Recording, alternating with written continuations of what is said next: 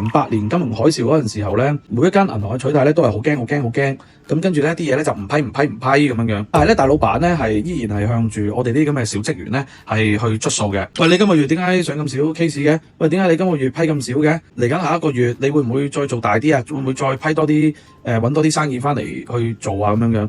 咁我以前就好細個唔識嘢，我就好天真咁同老闆講話，而家咧個經濟環境咧好差，其實審批部咧都唔係好點批。嗱，呢啲咧就係年輕人，你太年輕啦。老闆心裏邊你估唔知咩？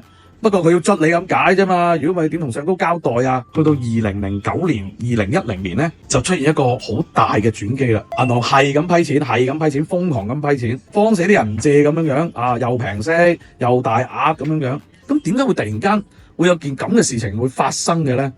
原因就係好似嗰個彈弓咁樣樣。喂，而家唔批，高層嗰啲嘅管理層唔知咩？見到環境唔好唔出聲啫，你估佢哋唔需要同股東交代啊？一樣要同股東交代。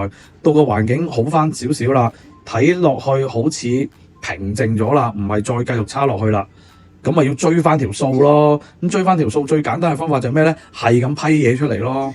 咁所以0910年嗰陣時候咧，就真係批得好厲害，所以永遠都係一個循環嚟嘅啫。今年緊唔緊要？等下年經濟好翻，或者下年睇得通翻個環境，其實銀行一樣係要做生意嘅啫。